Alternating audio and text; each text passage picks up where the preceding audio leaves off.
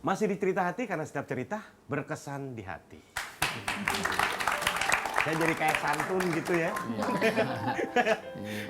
Tapi ngomong lagi tentang memberi makan anak itu memang lebih ke hak daripada anak itu. Makanya kalau kita ngasih makan anak ini hak.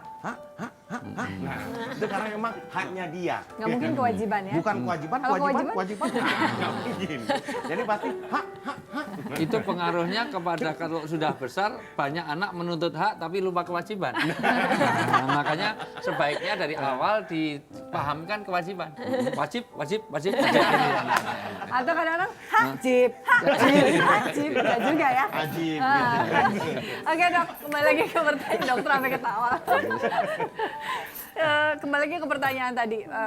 Jadi sebetulnya harus seperti apa yang dilakukan oleh orang tua ketika anaknya sakit lalu sebenarnya susah makan? Ya, kalau memang sakit itu beda excuse-nya. Nggak bisa kita jajalin makan. Ya. Dengan dia sakit biasanya mungkin infeksi ya. Yang biasa terjadi pada anak-anak infeksi, bisa bakteri, bisa viral atau virus ya. Itu udah pasti badannya dia membentuk kekebalan. Ya. Panas mesti. Panas, betul. Kita jangan takut panas. Padahal itu sebenarnya panas itu adalah tanda. Ya, tanda bahwa badannya itu lagi melawan. Ya, jadi biasanya sih tanda dari infeksi itu adalah panas. Nah, Itu dan langsung biasanya dikasih pula, turun panas apa harus tunggu? biasanya tergantung.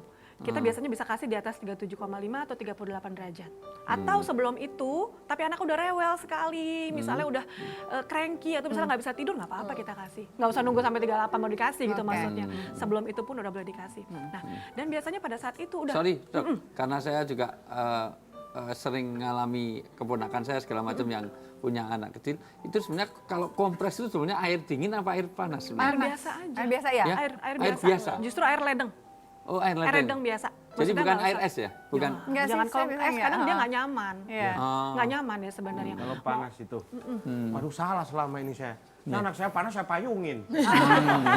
Soalnya yang saya tahu katanya, yang saya tahu katanya dok, kalau kita pakai air panas, justru badan kita memberikan perlawanan untuk menyeimbangkan panas yang kita terima Ya, itu. justru sebenarnya Gitu kita ya? kan mau mengeluarkan Yang panasnya, gitu ya, ya. dengan biasanya itu air ledeng aja biasa, ledeng biasa. Dengan waslap atau dengan Berarti room handuk temperatur basah. lah ya. Room temperatur. Oke. Kalau dingin pun kasihan, pasti dia nggak Oh, nyaman, gitu. lagi nggak enak badannya. Kadang kesentuh aja sakit ya. Iya betul. Apalagi kena air betul, dingin pasti nggak betul. nyaman. Oke. Seperti itu. Terus kemudian dok, jadi nggak makan nggak apa-apa. Nah sebenarnya bukan nggak apa-apa, sebisanya dia.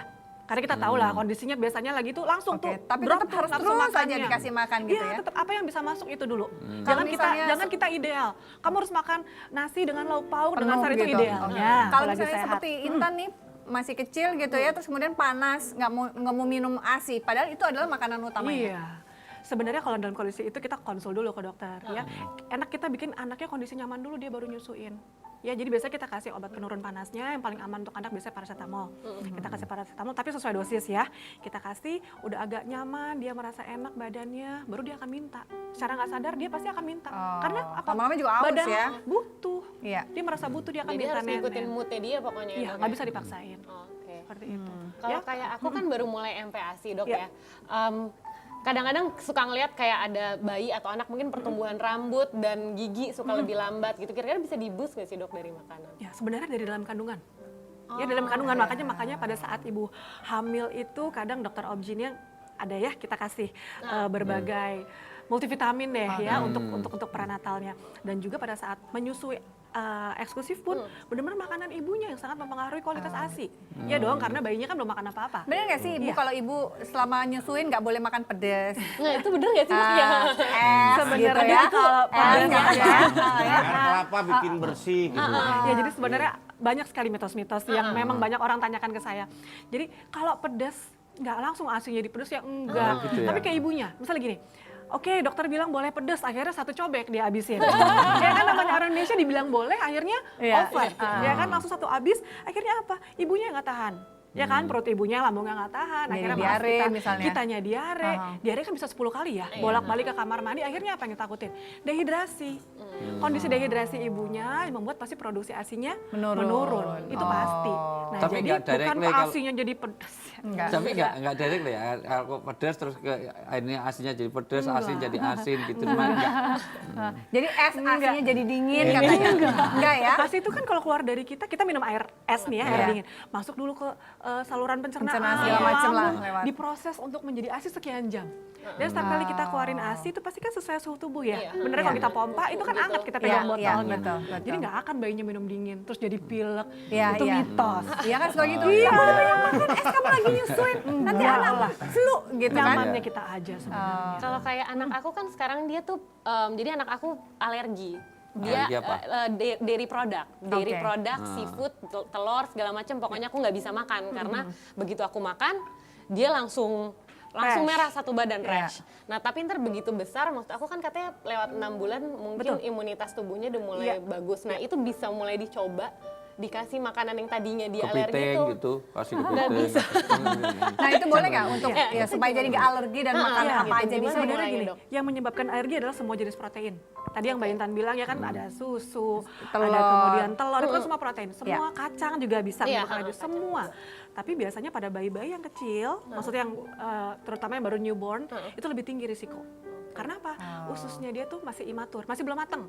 Ususnya masih Iya. numbuh ya. Iya. Jadi lebih risiko dia untuk mengalami Mengalami alergi itu lebih tinggi. Tapi nanti benar di 6 bulan, nggak usah 6 bulan deh, misalnya dari nolnya alergi, kita coba di 3 bulan, di anak usia 4 bulan ibunya konsumsi, mulai sedikit-sedikit. Jadi kita kayak tapering dosisnya, kasih dikit-dikit, Jadi berarti kita kemungkinan berikan untuk hilang paparan. alergi itu masih bisa. Ada, bisa, tapi ada memang yang alergi. Soalnya ada bedanya intoleransi dengan alergi. Kalau intoleransi dia mungkin hanya sementara aja, nanti begitu ususnya udah mulai matur, istilah udah mulai mateng, dia bisa tuh. Gitu. Kayak saya dok, saya pernah ngalamin juga nih, jadi cerita masa lalu saya nih. Saya lagi kecil, akan alergi nggak bisa makan seafood atau udang terutama. Pasti udah langsung aja merah-merah. Nah pada saat itu, saya kan sangat senang udang pada saat itu ya dok. Jadi saya cuekin aja, makan semua. Sampai akhirnya tuh bengkak, sampai ibu saya panik.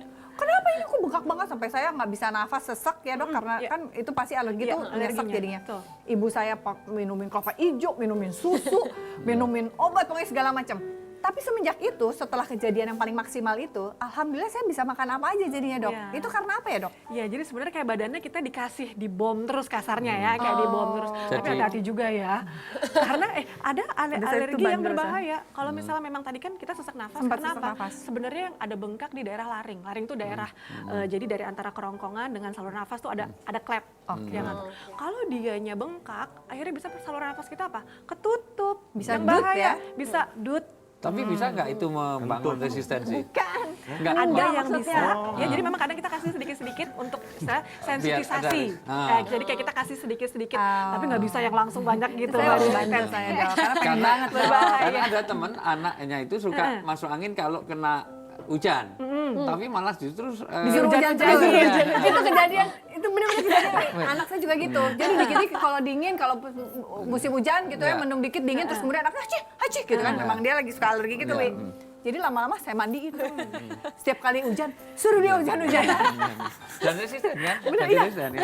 Jadi kadang kasarnya gitu ya, kita bisa ya udah justru malah kita kasih banyak-banyak, tapi ya ingat ada risikonya juga. Dengan kita hujan-hujanin atau kita kasih makanan yang saat itu banyak sekali, banyak risiko juga harus siap-siap. Jadi tadi dokter bilang dosisnya tuh pelan-pelan. Pelan-pelan. Oke, ya memang segala sesuatu itu memang pelan-pelan saja. Lebih enak ya. Oke, yang berlebihan itu nggak baik kata Wis. Selain satu ini, bentar. Oh iya, Nanti nanti. ceritanya selain satu ini ya. Kita akan kembali lagi di Cerita Hati karena setiap cerita berkesan di hati.